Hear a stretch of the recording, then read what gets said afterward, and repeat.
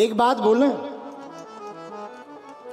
बाप आखिर बाप होता है, ये हनुमान जी जानते हैं। बाप आखिर बाप होता है, ये हनुमान जी भली भांति जानते हैं। इसलिए सब लोग राम जी के सामने अपनी अपनी महिमा का गुणगान करते हैं, लेकिन हनुमान जी की यही चतुरता है, इन्हें पता है बाप आखिर बाप होता है, इसलिए ये कभी अपनी महिमा का गुणगान नहीं करते हैं। इन्हें पता है कि जिनसे हमारी महिमा है उन्हीं का नाम तो प्रभु श्री राम है। हाँ? इसीलिए अच्छा, बाप आखिर बाप कैसे होता? एक बार की हम घटना बता रहे हैं आपको। एक बार एक लड़का गणित पढ़कर आया, गणित पढ़ के आया दिल्ली यूनिवर्सिटी से। चांदनी चौक पे मकान, चांदनी चौक पर मकान। चांदनी चौक पर उसके माता पिता रहते थे। पिता का नाम चंगीलाल, मां का नाम मुन्नी बाई। चांदनी चौक पर मकान। बेटा गणित पढ़ करके आया, घर पर बैठा। माँ ने कहा बेटा ठंडियों का मौसम है, लड्डू खाओ, लड्डू खाओ। बेटा बोला ले आओ। माँ एक प्लेट में दो लड्डू लेकर आई। लो बेटा खाओ। बेटा ने सोचा अपनी गणित का चमत्कार माता जी को दिखाएं। माता पिताजी दोनों बैठे थे, दोनों को दिखाएं। बोला माता जी बताओ लड्डू कितने हैं? माँ बोली बेटा लड्डू 2 हैं। बेटा बोला नहीं ये 3 है। माँ बोली बेटा तुम भले ही पढ़े लिखे हो, मैं भले ही अनपढ़ हूं, पर लड्डू तो 2 हैं। बेटा बोला अच्छा गिनो। माँ ने गिने 1 2। तो बेटा ने कहा 2 और 1 3, 2 और 1 3। माँ ने कहा बेटा अब भले ही तुम पढ़े लिखे हो, मैं अनपढ़ जरूर हूं, पर लड्डू तो 2 ही है। बेटा बोले नहीं मैं 3 सिद्ध करके मानूंगा, 3 है। फिर से गिनो। माँ ने अब दूसरे लड्डू 1 2। बेटा बोला माँ 2 और 1 कितने होते हैं? 3। अब माँ बोली बेटा क्या बताएं, अब हमारी तो समझ से परे है, लेकिन बाप तो बाप होता है। बाप बोला बेटा तेरी माँ तो मूर्ख है, इसे पता ही नहीं गणित क्या होती है। हमें पता है, तू सही कह रहा, लड्डू 3 हैं, लेकिन एक काम करते हैं, एक लड्डू मैं खा लेता हूं, एक लड्डू तेरी माँ, तीसरा तू खा लेना।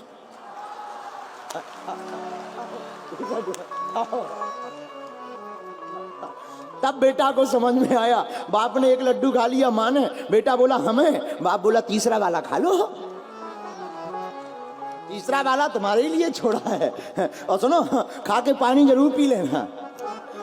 बेटा को तब समझ में आया कि बाप तो आखिर बाप होता है। यही हनुमान जी के जीवन में है। हनुमान जी महाराज सब कुछ जानते हैं, क्योंकि अच्छा देखो लंका सब जा रहे हैं तो सब अपने अपने बल को बता रहे हैं। अंगद कहो जाओ मैं पारा, जिये संशय कछु फिरती 12। जामवंत जी बोले उभय गरीब है दीनी 7 प्रदक्षिण धाय। अब सब अपने अपने बल का अनुमान बता रहे हैं, लेकिन देखो जो अपने अपने बल का अनुमान बताता है वो पहुंच नहीं पाता है, और जिससे अपने बल का अनुमान पता नहीं वो हनुमान कहलाता है, वो पता लगा करके वापस आता है। इसलिए हमारे प्रियजनों हम तुमसे यही कहना चाहते हैं कि बाप के सामने शॉर्ट में ही रहना चाहिए, समझ रहे हैं? बाप आखिर बाप होता है। अच्छा बाप एक बार ऐसे ही एक और घटना घटी, हमें याद आ गई तो तुम्हें बता दें। बाप और बूढ़े दोनों के पास अनुभव बहुत होता है। एक बूढ़ा आदमी सराय काले खां रेलवे स्टेशन से बैठा ग्वालियर के लिए। पुराना जमाना, ट्रेन 2-4 चलती थी, खाली चलती थी। तो बूढ़ा आदमी ट्रेन में बैठ गया, अकेले डिब्बा में और कोई नहीं, अकेला। 4-5 नए लड़के, 10-12 लड़के चढ़े।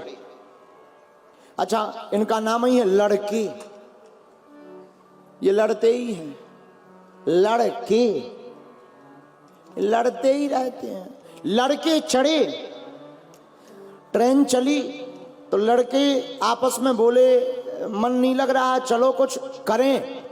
एक बोला क्या करें, तो दूसरा बोला एक काम करो ट्रेन की चैन खींचो। तो एक बोला है चैन खींचो, वहां देखो पढ़ा लिखा है 500 रुपया जुर्माना, 6 माह की जेल। तो एक बोला हम इतने 12 लोग हो करके क्या 500 रुपया नहीं जुटा सकते? तो दूसरा बोला बिल्कुल। सबने 100-100 200 रुपया जुटा लिए। बोले पुलिस आएगी रुपया दे देंगे 1200, झंझट खत्म। 500 तो 100-100 200 रुपया जोड़े, वो सब रुपया हो गए 1200। एक लड़के की जेब में डाल दिया कि तुम रख लो, हम चैन खींचते हैं सब मिलकर और पुलिस आएगी 500 रुपया दे देना, झंझट खत्म, टिकट कटवा लेंगे, अच्छी बात। लेकिन एक लड़का होशियार, एक लड़का बोला चैन भी खींच लेंगे, मजा भी ले लेंगे, पैसा भी एक नहीं लगेगा। बोले क्यों? बोले इस ट्रेन में हमारे तुम्हारे और इस वृद्ध आदमी के अलावा दूसरा कोई है ही नहीं। अधिकारी आएंगे, पुलिस आएगी तो अपन बता देंगे इस बूढ़े आदमी ने खींची है। अब बूढ़ा आदमी हाथ जोड़े, भाई ऐसा मत करो, हमने क्या बिगाड़ा तुम्हारा, भाई हमें परेशान मत करो। लेकिन कुछ लोगों को दूसरों को सताने में ही मजा आता है, और लड़कों को तो इसी में। एक बोला है कैसे नहीं, एक बोला बढ़िया बात है, हम लोग 10-12 लोग हैं और 10-12 लोग हैं और चैन हम लोग एक सुर में बोलेंगे, अलग अलग बैठ जाएंगे तो अधिकारी समझेंगे सच यही बोल रहे। लेकिन बूढ़े तो बूढ़े होते हैं, जैसे महाराज जी तुम्हारी दाढ़ी सफेद है, ये अनुभव में हुई है, हमारी नहीं है, अपनी काली है, लेकिन ये अनुभव की दाढ़ी है महाराज जी। उस बूढ़े आदमी ने खूब हाथ जोड़े, हमें मत फंसाओ, हमारा नाम मत लो। एक लड़के ने, सबने मिलकर के चैन खींची, ट्रेन रुक गई, पुलिस आई, क्या बात है, किसने ट्रेन की चैन खींची है, क्या बात है? तो लड़के बोले हमने नहीं खींची, ये देखो, ये जो बूढ़े बाबा बैठे इन्होंने खींची, बूढ़े बाबा ने खींची। तो अधिकारी पुलिस उनके पास पहुंच गए, क्या बात है, आपने चैन क्यों खींची, क्या कारण है? तो बूढ़ा आदमी बुद्धिमान तो था ही, हाथ जोड़ के बोला श्रीमान अब चैन ना खींचे तो क्या करें, हम लुट गए। बोले मतलब? बोले 1200 रुपया जेब में थे, इन लड़कों ने लूट लिए।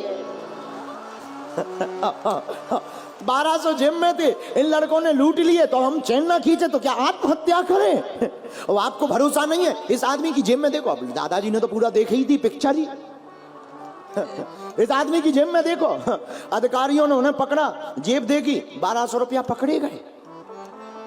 अधिकारियों ने बूढ़े आदमी को शाबाशी दी, धन्यवाद, क्या दम लगाई तुमने, 1200 रुपये दादाजी को लौटा दिए। लड़के 12 के 12 पकड़े गए हैं। आगे स्टेशन पर जब ट्रेन रुकी तो सबको जेल ले जाने लगी पुलिस, और जैसे ही ले जाने लगी तो बूढ़े महात्मा अपनी दाढ़ी पर हाथ फेर करके बच्चों से बोले बेटा ये ऐसे ही सफेद नहीं हो गई है।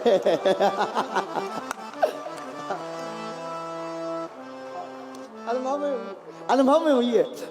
तो हम आपको यही बताना चाहते प्रियजनों कि बाप और वृद्ध इनसे फंसना नहीं चाहिए। बाप बाप होता है और स्वामी स्वामी होता है, इनसे फंसना नहीं चाहिए, इनकी तो सेवा करनी चाहिए। वही हनुमान जी ने किया।